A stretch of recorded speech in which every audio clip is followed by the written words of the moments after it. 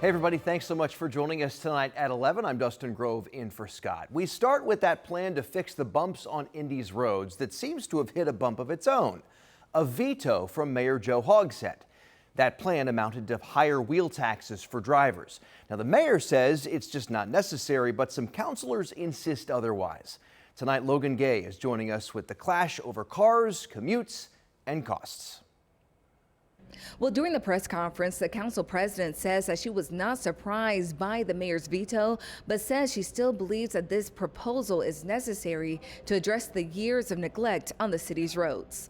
After months of debate over raising Marion County's wheel tax and vehicle excise surtax, council leaders are standing by the proposal despite the mayor's veto. Council President Maggie Lewis says no one likes paying more, but she believes residents understand why the plan is needed. Folks are not happy about raising taxes, but they understood that in order for us to really fix our infrastructure, we needed to do something major, and the plan that we created did exactly that. The state requires counties to provide $50 million in new revenue before the state matches the money, with an additional $50 million for road and infrastructure projects. Council leaders say their proposal to increase the taxes drivers pay when registering their vehicles will do that. But Mayor Joe Hogsett says he can reach the $50 million state match without raising taxes. Throughout this conversation, one reality has been impossible to ignore. Many households are already stretched to the limit. That is why I have decided to veto Proposal 192. Mayor Hogsett's plan would pull $30 million from income tax growth this year and next year, $25 million from next spring's funding proposal, and $5 million from stormwater fees. Council leaders acknowledge the issue is a difficult one, but they say they're working with what they have. We feel that the state has treated Indianapolis and Marion County unfairly, and that we do bear the burden of the infrastructure for central Indiana. When you have 190,000 people a day drive into your county, use your resources, drive your roads, excessive wear on your roads, but pay nothing. So 17 council members would have to vote in favor of overriding this veto, and they plan to address this at their council meeting on August 10th. In Indianapolis at the City County Building, I'm Logan Gay, 13 News. Logan, thank you. Okay, so if the council does override the veto and the tax increase goes into place, here's what it would mean for drivers. Registration fees for most people would increase to a flat $100 per year. Larger vehicles like big trucks and buses, they would see that number go up to $240 a year. We have had a few slow-moving areas of heavy rain that's led to some street flooding. Give you a couple of closer views. We'll start just north of Indianapolis. Some heavier pockets of rain, southeastern sections of Boone County, near and just north of Zionsville. Also west of Monticello and west of Kokomo and just southwest of Logansport. These eventually rain themselves out, and we will focus on we have poor air quality, more heat, more high humidity, and more storm chances in that Friday forecast. High temperatures tomorrow, 85 to 90. There will be slow-moving downpours and storms building tomorrow afternoon and tomorrow evening. Air quality is also an issue. Air quality alert for tomorrow. All right, Angela, thank you. Tonight, we're taking you inside a Delaware County courtroom where a former EMT faced a judge for the first time. He's accused of sexually assaulting at least 2 teens in 2 counties. I have lost my job due to these allegations and therefore don't have any income coming in. 37-year-old Ronald Elliott says he can't afford an attorney. He's currently facing 5 felonies in Delaware County. Prosecutors say Elliott had sex with a 14-year-old girl. They say he also showed her explicit pictures and video while transporting her in an ambulance back in February. The allegations are nearly identical to those here in Marion County involving a 16-year-old girl. Elliott has not been arraigned on those charges. His Delaware County trial now set for October. We've reached out to his former employer, Quest Ambulance Service. So far, no one has responded to our request for comment.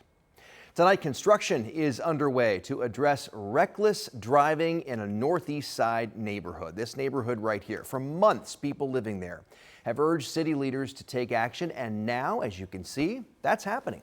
Westbourne Drive isn't too far from 46th and Binford. Chris Fillmore and his neighbors started a petition last year requesting consistent speed limit signs or speed bumps, basically anything to get people to slow down.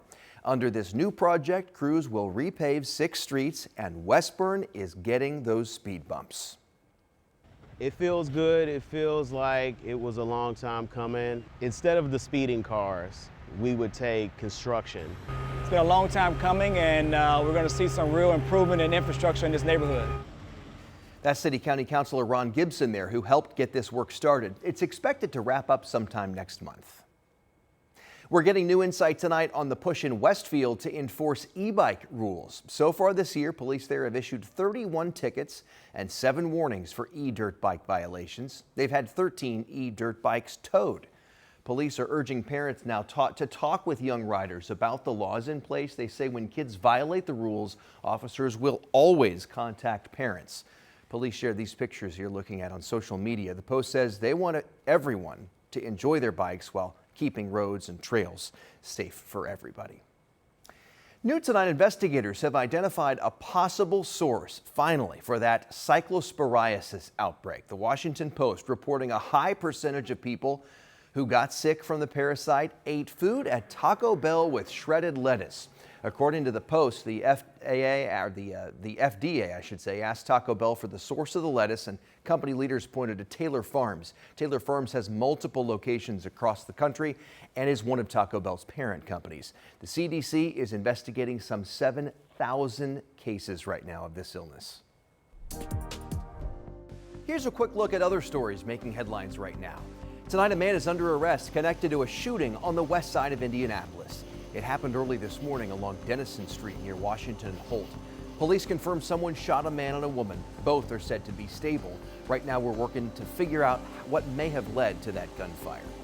The juror accused of causing a mistrial in an Indianapolis murder case was back in court. This is all linked to the investigation into Toni McClure. She's the mother charged with starving her 5-year-old daughter to death. The judge in McClure's case granted the defense's request for a mistrial after the juror reportedly approached a witness outside the courtroom. The juror asked the judge for more time to review the charge against him. Another hearing is set for September. Now, let's take a look at the new fundraising numbers in the high-profile race for Indiana Secretary of State. Independent Greg Ballard leads the way with more than $670,000 raised in the second quarter. Then there's Democrat Bo Bai with $513,000, Republican Max Engling with $200,000, and Libertarian Lori Schillings has raised just over $10,000. Governor Mike Braun is now weighing in on a new plan from state regulators to lower utility costs. The proposal, released yesterday by the Indiana Utility Regulatory Commission, outlines improvements to customer service and education.